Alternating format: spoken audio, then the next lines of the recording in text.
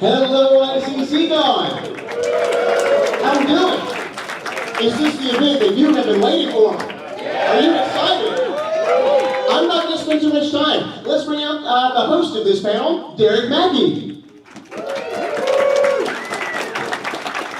Can I go down there?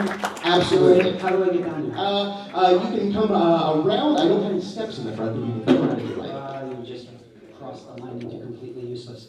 Who's strong? Come here. Because I have a bad knee and I need to lean on somebody. You look good. No, turn around. There you go.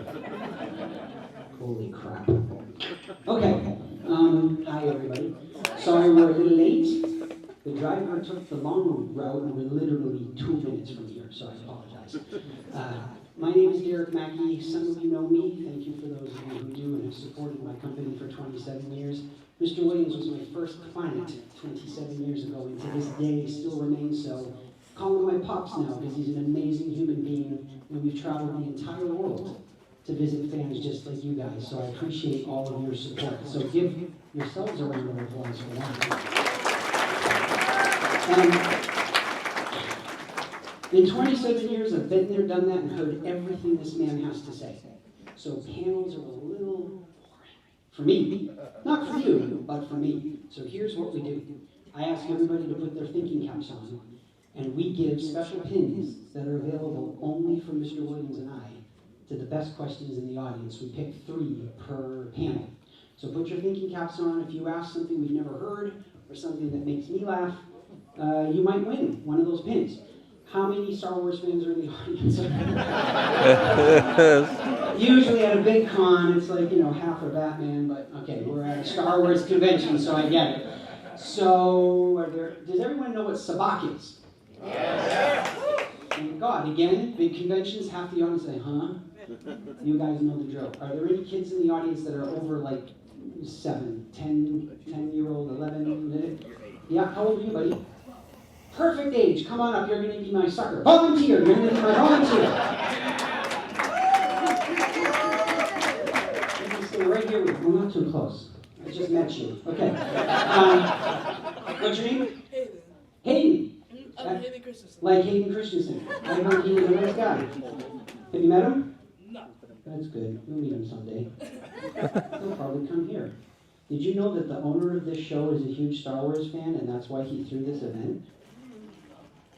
Yeah, his name is Michael. We should give Michael a round of applause, guys. Is that your girlfriend over there? Everybody left? Oh, did Michael come out? Oh, he should. Yeah, take a round of applause again, Michael. Michael, stay in the back. This is my moment. Is that your girlfriend over there?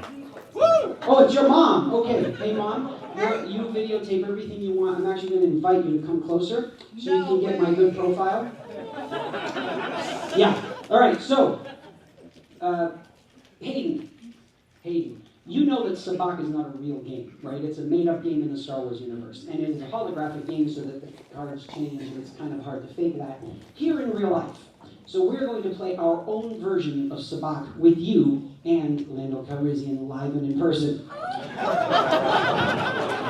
That is the best reaction I've ever gotten. The kids are like, what are you going to make me do? So, relax. It's going to happen, don't worry. Okay, so here we go, buddy. For our version of Sabacc, I had to come up with some rules that could be used in the human world. You will note, are you familiar with cards? Yeah. Good. Does your mom teach you poker? When you get home, ask her. Okay. What we have here, and you're going to verify for the whole audience, we are using a plain deck of cards, guys. And for our game, I use 10 Jack, Queen, King in each of the suits. Diamonds, clubs, hearts, spades.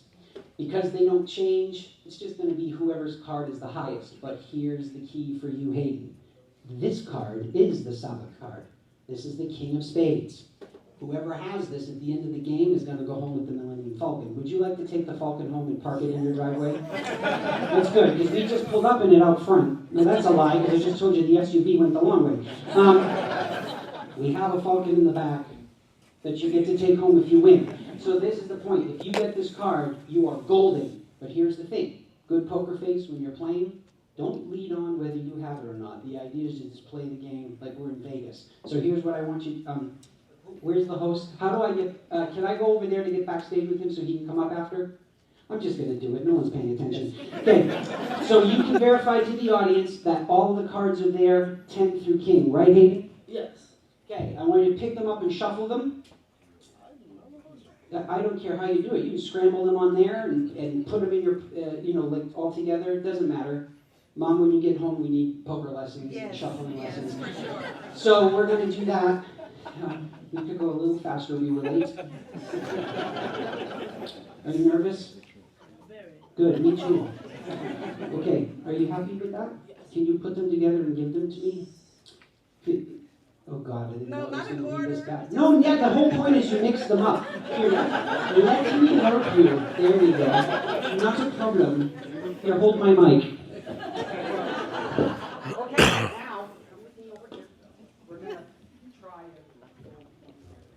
Hold on.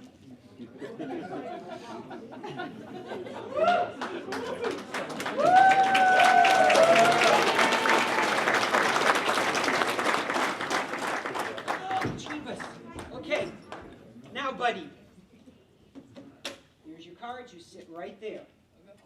Now, the exciting part of the show. While we're waiting for Mr. Williams to come out, I want everybody in the audience to watch the screens. If you see something that makes you want to cry, cry. Cheer, cheer. Laugh, laugh. This is to get everybody more excited than I just did for you. Mom, you can pause for now because this part is all about the filming. When we come up again, you come right here and film everything we do. Let's roll it. The world moves fast, but change isn't always a good thing. You got it right the first time around. That's why I turned to the great taste of Colt 45. Oh yeah. It's the same old classic it's always been, and there's nothing wrong with that. Nothing at all. Colt 45. Because sometimes a true original doesn't need to change a thing. It works every time.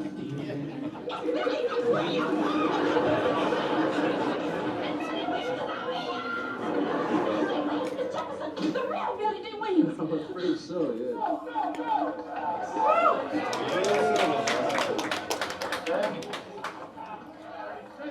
I think it's working. What's working? I'm getting you overconfident. I love Brian Piccolo. And I'd like all of you to love him too.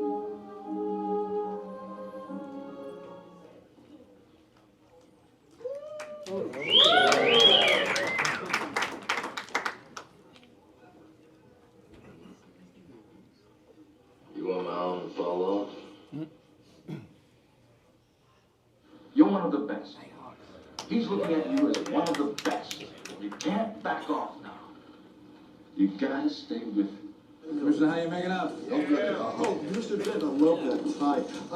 Gordo and I were just discussing the pros and cons of winged vigilantes. What's your stand? Mr. Knox, we have enough problems in this city without worrying about ghosts and goblins. That's not a denial.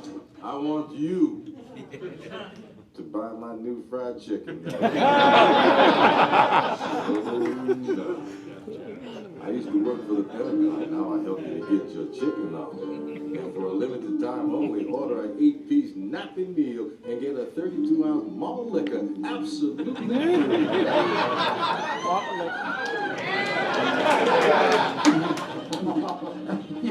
You can call me Billy D. Yes, Lando. Yes. I'm not saying Randy's perfect, but he is. Am I right? I'm just saying it wasn't an easy decision to make. Remember Schindler's List? Same thing. One to save millions. One to save millions. I win. Not so fast. It appears I have an idiot's array. Well, and what does that make you? Name's Calrissian, Lando Calrissian. Introduce me to my new droid. Hello, what have we here? Lando Calrissian, I'm the administrator of this facility. I've just made a deal that'll keep the Empire out of here forever.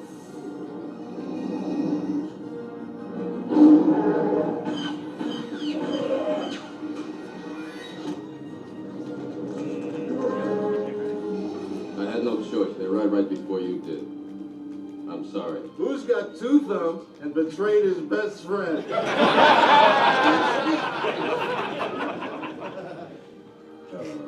Too soon? We must never again leave this city. That was never a condition of our agreement, nor was giving hand to this bounty hunter. Oh, did you hear that, Chewie? He had no choice. Wait. I'm backwards, you idiot! Look at that, Joe.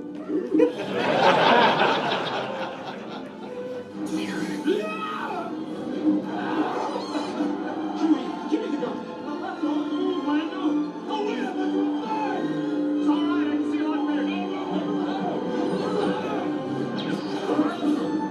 Let's go, and don't forget the droids. Run away.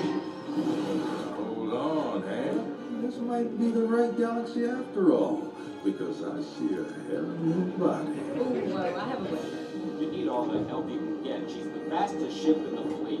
All right, old buddy. No, I know what this means. I'll take good care of her. She won't get a scrap. It was toothless.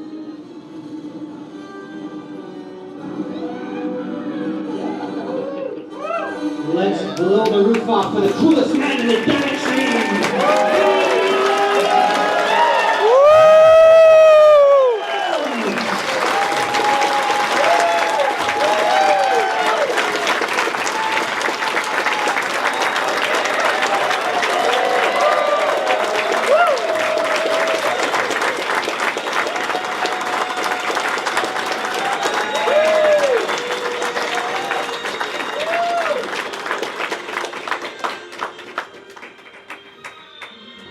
Thank you very much.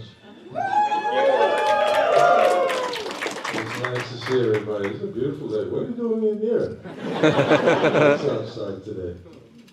Anyway, it's very nice to see everybody, and thank you for showing up. It's very kind of you.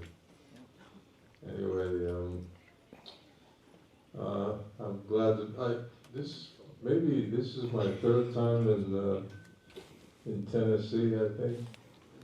I remember the last time I was here, I remember going to a blues joint.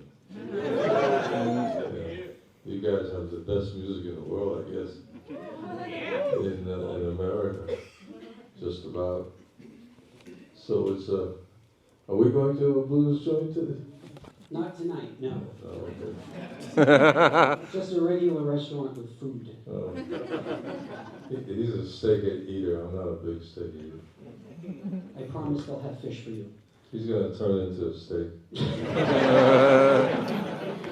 So Billy, let me introduce you to Hayden. Hayden, this is Billy D. Williams. Hey, Hayden. Hey, Hayden.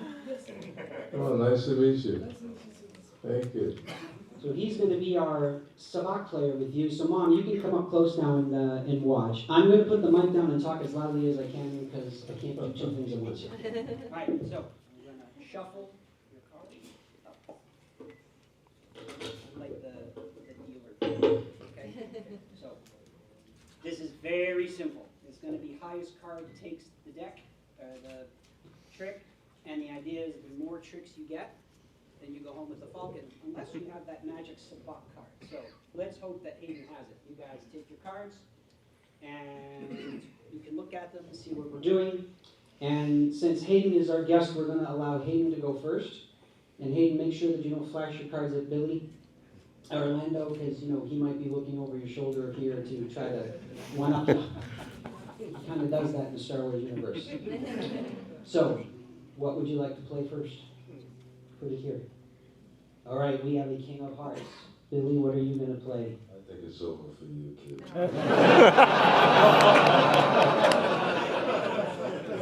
No lost love. Not quite. What's he going to do? Notice how he hit his cards after you got to look at them. He played the Queen of Clubs, so he's letting you have that first round. Excellent. Play another one, buddy. You're winning so far. The pressure is now off. Here is a jack of hearts. Lando, how are you going to beat a jack of hearts? Maybe. You can let him have it again, too. Just so you know, he plays dirty. Huh? Queen of spades. Oh, you lost that one. It's neck and neck now. One for Lando, one for you. Go ahead. Play another one, Hayden. Your mom's your cheerleader. Did you hear that? She wants you to win. Now, jack of clubs. Jack of clubs. What can we do with the jack of clubs, Mr. Williams?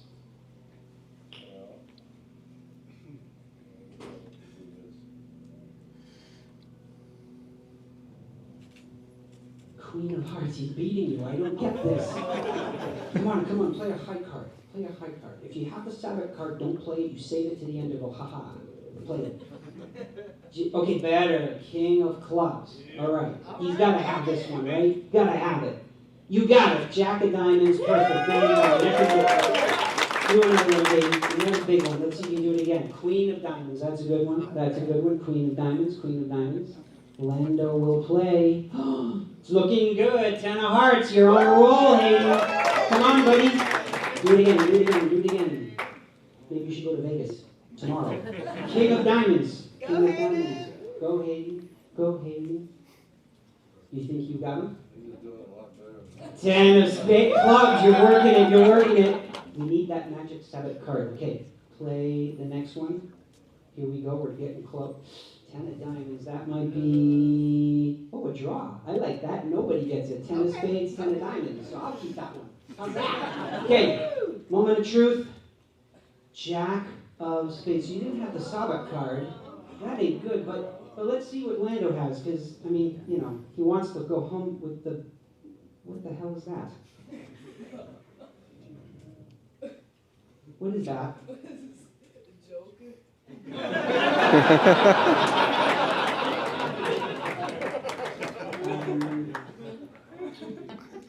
I think somebody cheated.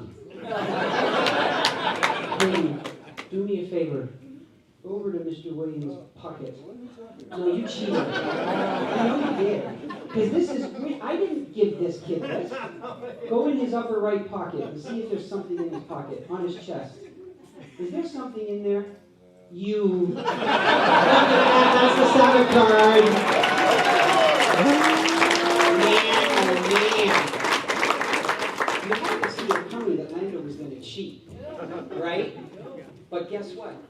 For being such a good sport, we can't send you home with the Falcon, but Billy's going to autograph for this. And you get to go home with it.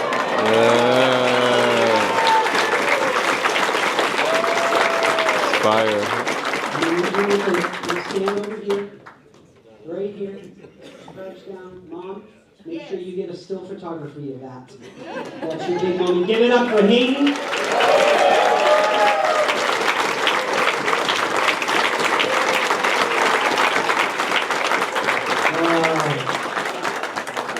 Thank you for playing along. Okay, Mom, that's enough. Thank you.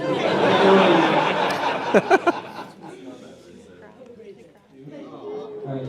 Hayden, go this way for me, down the stairs, and watch your step. Perfect. All right. Awesome time. So, as you guys saw in that video, was very small clips of things that this man has done in an illustrious over 60-year career. Try to put a little splash of everything in there for you, but I know Star Wars is huge. Do note I put things in there like Robot Chicken and Lego. That's because this man was Lando in everything. The radio dramas, the Lego movies, literally every time you hear his voice, the video games, it's always Billy, except this one time in a film that we don't talk about. But aside from being an amazing actor and an award-winning artist, we now have a new credit to add to this gentleman's body of work. He is a New York Times bestsellers author with his autobiography. Welcome to here, Portraits of a Life.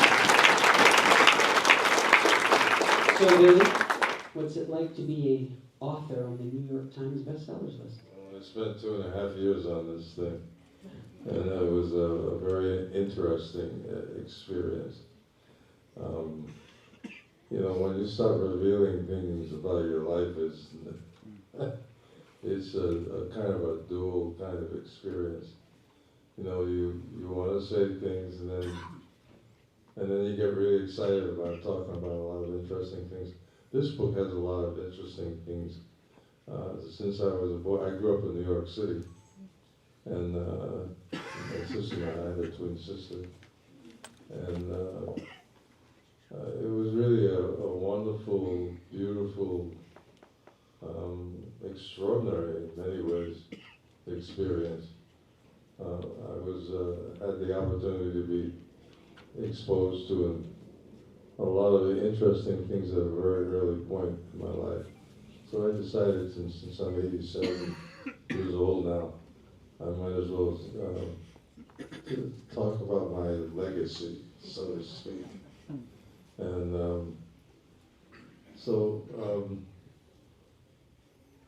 you know, I just really wanted to, I don't know what happens when, I guess when you reach a certain stage in life, you just want to kind of talk about, I don't know if it's because you feel like you've been misunderstood, or what is it? Well, I don't know, I'm not an author, but... And you're not 87.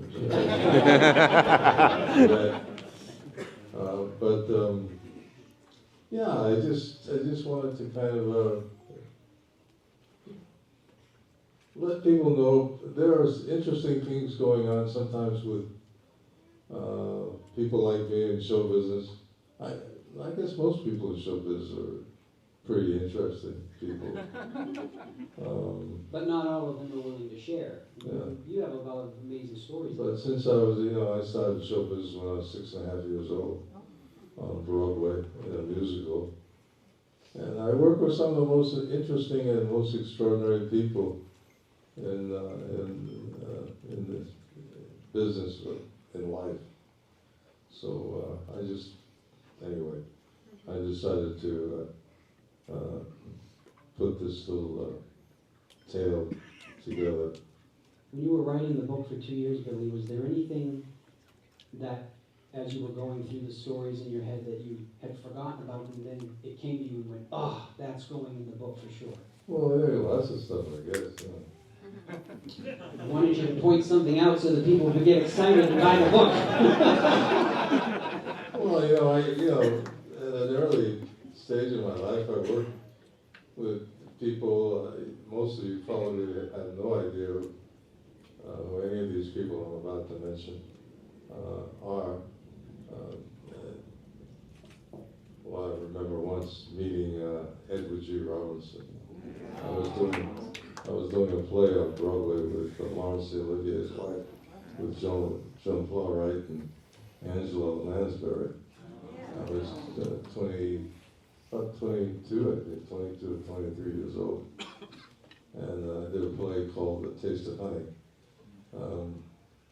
And so, to have opportunities to sit and have great conversations with people like Paul Muni, that was my first movie, The Last Angry Man, and then to spend time having conversations with Laurence Olivier.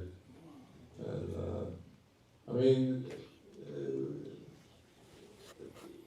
at a very young age, to have those kind of experiences was very, very valuable to me.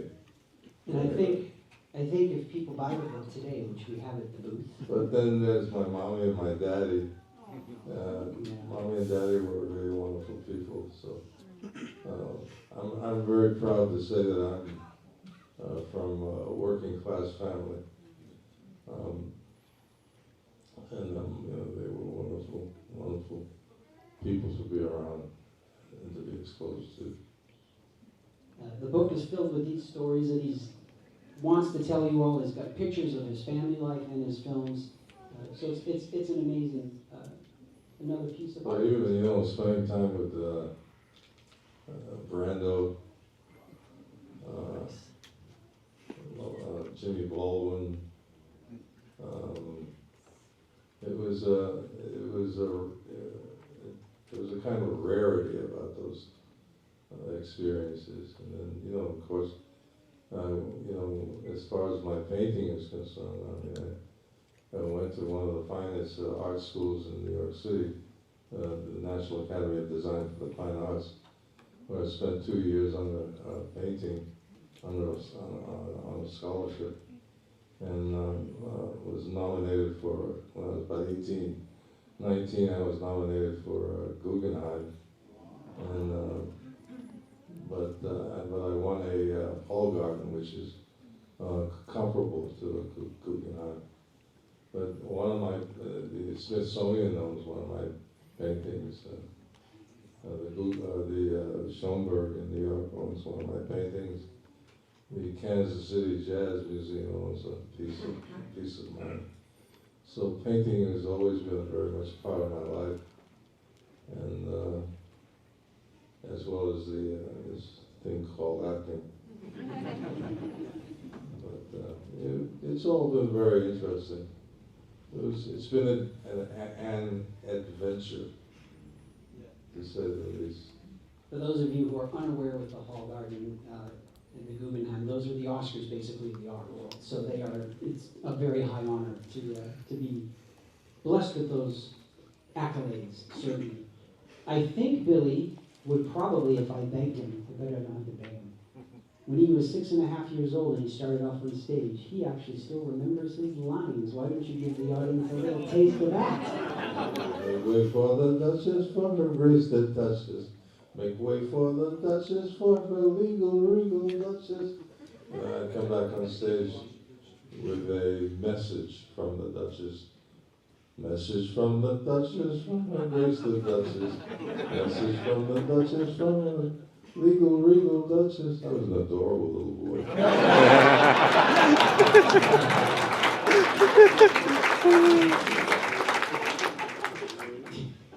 So, if you guys would like to see more of his artwork, you can go to his website. I also did an album too. I did an album. Wait, can we do one thing at a time? Go website first.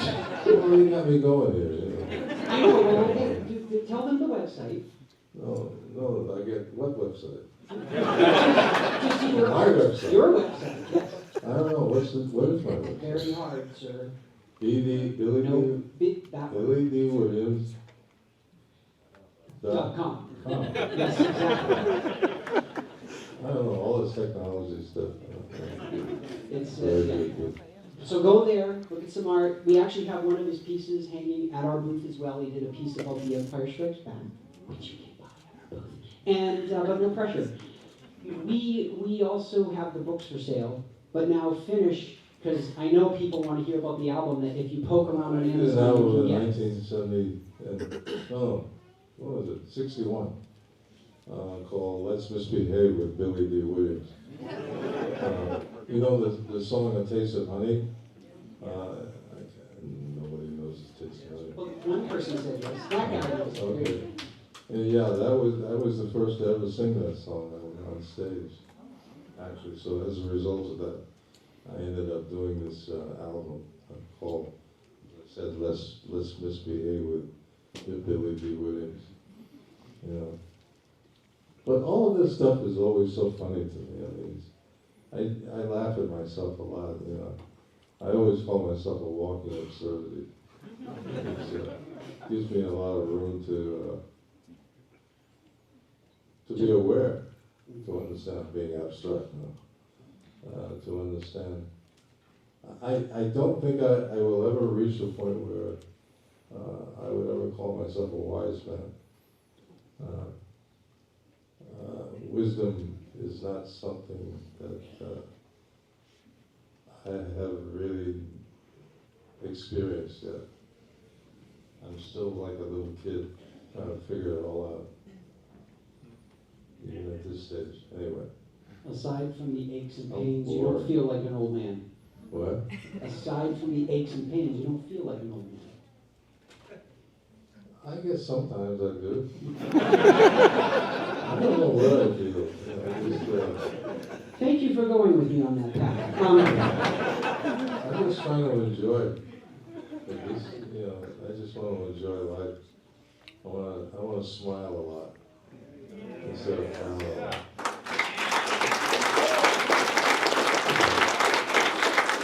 I want to enjoy everybody, all, wonderful people. It's always nice to do this, traveling around and doing these Comic-Cons because I get a chance to meet the people who've been really very important to my life and my career. And so it's my way, my opportunity to say thanks. Thank you. We have a gentleman in the audience.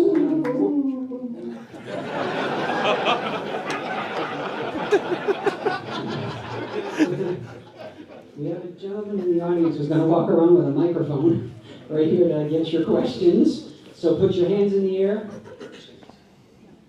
What's your name, sir? Ben. Stand up.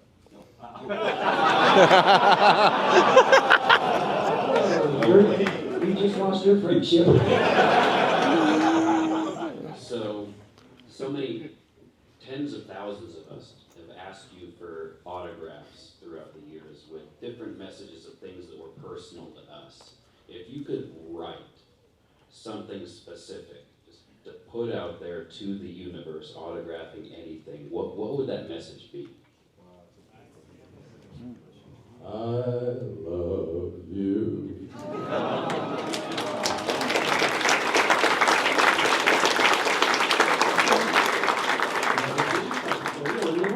Okay, you pick. I don't Sure, know. I'm gonna go right here. Awesome. What's your name? What's your name, sir? Bradley. In your book, you talk about your love for Duke Ellington, and you wrote a script for a movie of his life, and you said you put it on the shelf. Is there any way that we're ever going to see that work come to fruition? I'm done. No, I always wanted to do Ellington's life, but I thought I was the best person to do that kind of a character. And I met Ellington a couple of times in my life. The first time I met him was a friend of mine was a managing editor for a newspaper in New York, in Harlem. Al Duckett was a wonderful writer, a wonderful poet. He gave a reception for Ellington. I was about 18 years old at the time, I think. And this was a big room like this. It was filled with all these ladies waiting for Ellington. And Ellington was very charming. In fact, he used to compete with his father to see who was most charming. They evidently had really a lot of fun with each other.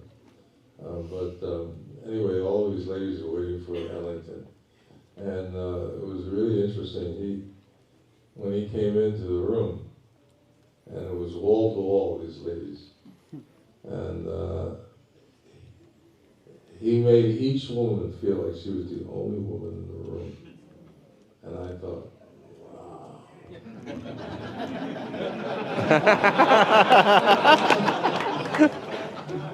That was incredible. The second time I met him, I wanted to tell him I wanted to do his life story. I met him in Vegas. When I was under contract to Berry Gordy, who started Motown, and it was right after I did Lady Sings the Blues. And I really wanted to say to Ellington how much I really admired him and how much I wanted to, and I thought I was the only one who really understood his kind of sensibility. That kind of an old-fashioned kind of charm. But I never. He was very interesting. He just sat there. I sat in his dressing room, and he waited for me to say something. I didn't know what to say. He never asked me to leave. He never prompted me to explain why I did not leave his room. He just sort of waited. And so finally I just got up and left. But anyway, he was extraordinary. But that's the other thing too. as far as musicians are concerned, I met some really, really incredible people like Clark Terry. I don't know if you know who Clark Terry is. He was one of the great jazz from the bebop era. In fact, when I end my book with Chandelier, baby, that's an old kind of from Lester Young came up with that expression. He was one of the great saxophonists. And Clark and I used to sit, and he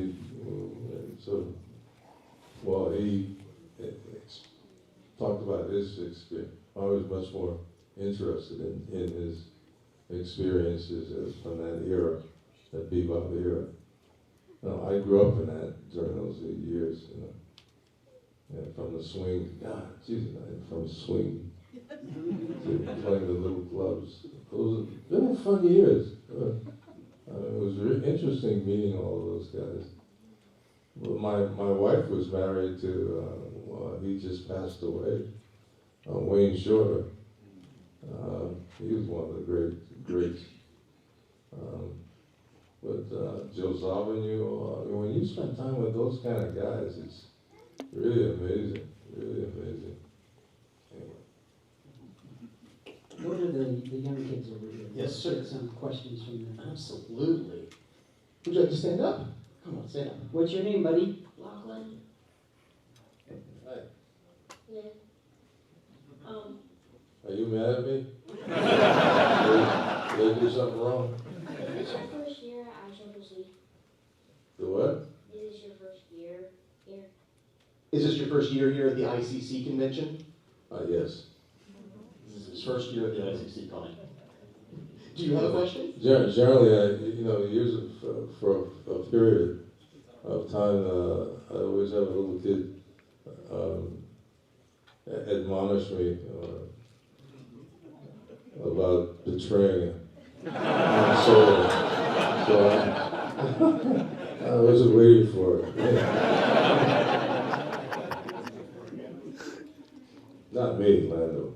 Lachlan doesn't know what to do with that information. Lando is happy that you did not accuse him of betrayal. That's the point, buddy. So you did good. Thumbs up. Yes, go ahead. Right here, come on, stand up. What's your name? My name's Sebastian. I'm Lachlan's brother. I heard that during that Sarlacc pit scene, you actually got hurt. Is that true? Yeah, I got a, what do you call it? Squib. Squib in my foot.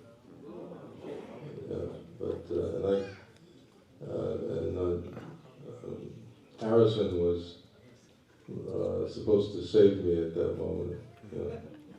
And he was acting so much that I was yelling, I'm hurt. And he was so involved with his character, and he was acting up a storm. And he just got completely involved in what he had to do. But anyway, yeah, I did get squib. Special effect explosion. In my foot, yeah. How long were you out? Acting is not an easy work. How long were you out, Willie? A day for that? No, I continued. The show must go on. See yes, that? The show must go on. Good question. We got one. Let's get this handsome gentleman here. What's your name, sir? Lando. Not harder.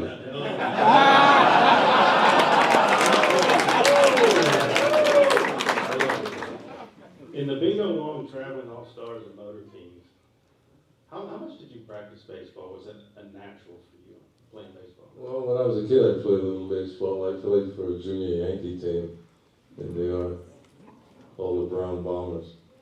So as a kid, I played a considerable amount of baseball, but certainly when we did the bingo long traveling all stars and motor teams, we went into training, so that was a lot of fun. I really enjoyed that, especially working with those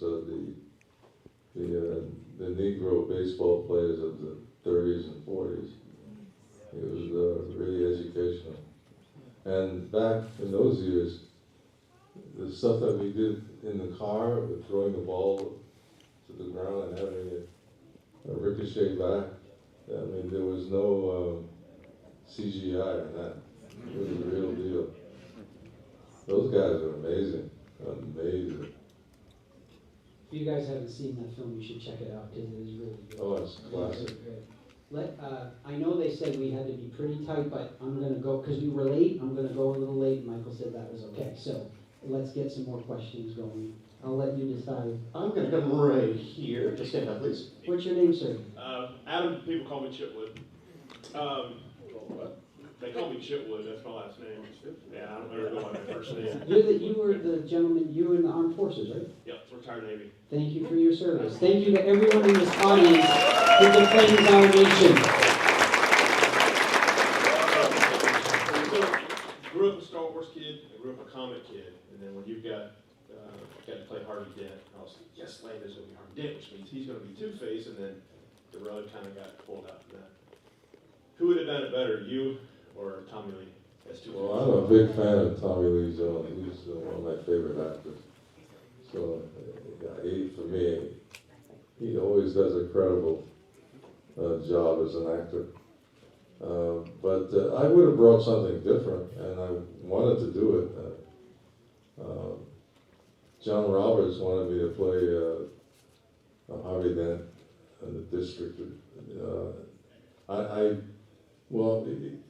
think what happened was that the Japanese, I think Sony, bought out the rights to that franchise. So I don't think they used anybody from that first movie, did they? Yeah, no, everything changed hands. Yeah. Yeah. But I was looking forward to it. Well, you know, he did get to play Harvey Dent, Two-Face in the later movie. Right. And if you guys that's the irony about this wonderful life experience. If you guys are comic fans, they did a Batman '89 continuation, and Billy as Two-Face is in the comic book.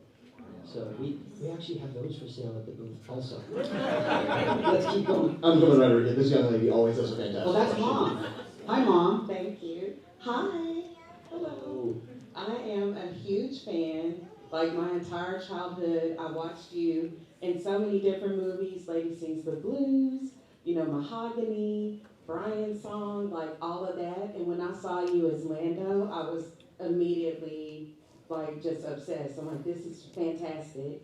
So in your book, you talked about how you were, how you were connected with Langston Hughes and with James Baldwin. So how much of an influence did they have on you to encourage you to think outside of the box? Because Lando with the cape, like, come on, like you were an icon immediately and so out of the box from what we have experienced. So how much did they pour into you, and also how much did you pour into them? Because I know it was reciprocated. Well, it was reciprocal for sure. By the way, you're raising a very fine young man. He has quality. But as far as those experiences with Jimmy and Langston and all of those people, I learned a lot from them. And I'm really an individual. I'm one of those followers of the whole idea of being an individual or individualism. I'm not a follower. I'm not a person that's interested in joining. I tried joining situations where protest situations. And I always found that I was always very dissatisfied, only because I always feel like everybody wants to be boss. And in those groups, these little groups that end up, protesting everything. Not that it's wrong to protest. A lot of people, it's I guess a wonderful way to live their life. But I don't live my life up with him. I guess I'm kind of I mean, I like being around people, but I like being by myself and just sort of coming up with what I perceive as interesting ideas. I'm always looking to be innovative, I suppose. And I mean, when I did Lando, I mean, when I heard Calrissian, I said, my goodness, the Calrissian, that's interesting. What can I do with that? I found out it was an Armenian name. I said, whoa, let me play with that idea. And then when I got the cape, I was thinking Errol Flynn. So the combination of the two, so I came up with this whole point of view that this guy is he's beyond all of these questions we find ourselves admired in, as far as, racial differences and all that sort of stuff. I'm not really interested in that kind of stuff. I'm not saying it's a bad thing, but I'm just not into all of that. I'm always looking to make things bigger than life, which to me makes it much more interesting. Let's see if we can squeeze in two. One for sure, maybe two. How about the young lady over here? Certainly. You stand up, please. What's your name, sweetheart? Hi, I'm Nilda. How are you? Hi. Hi. So my only question for you is if Donald Glover was actually allowed to produce the standalone Lando film, would you love to be part of that? When I think of Lando, I only think of me. I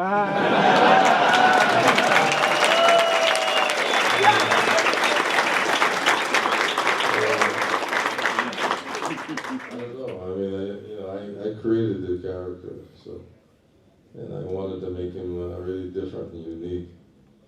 I don't think of anybody else really. I mean, Donald Glover is a very talented young man, extraordinarily talented, and especially musically, he does interesting stuff. He's very innovative. But when it comes to Lando, hello,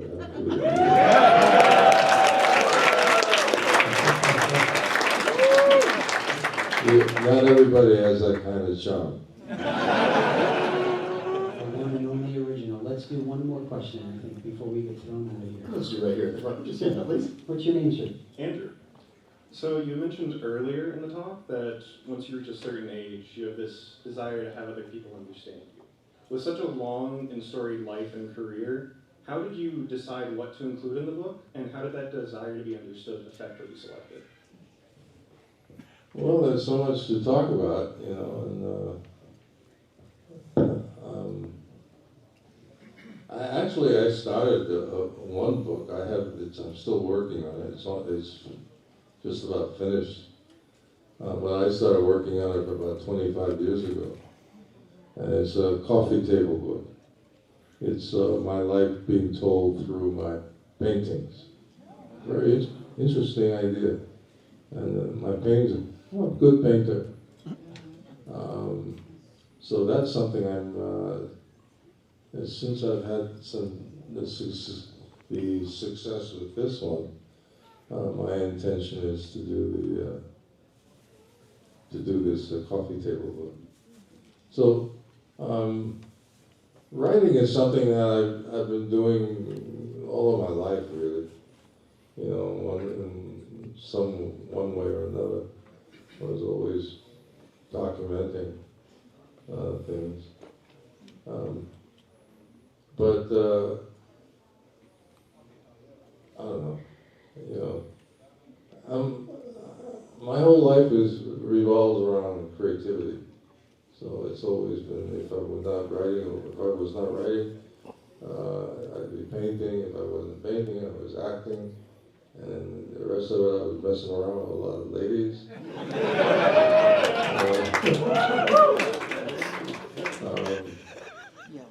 I love women. As crazy as you ladies are, I love you. That's a good note to go on. I'm going to give you a pin for that because you got his brain spinning. Sebastian, I want you to come up and get one for the Sarlacc pit. And Ben, the quote thing is interesting. Who? Ben? Oh, he left? How did he know he was going to win? Am I okay to give it to this guy to give to Ben? Absolutely. You all know him? He's shady. There you go. If Ben comes to me later and asks where it is, you're in a lot of trouble. Thank you guys. Give it up. Coolest man in the galaxy. Very well, everybody. Well done. Ladies and gentlemen, Mr. Billy D. Williams. Derek Adams.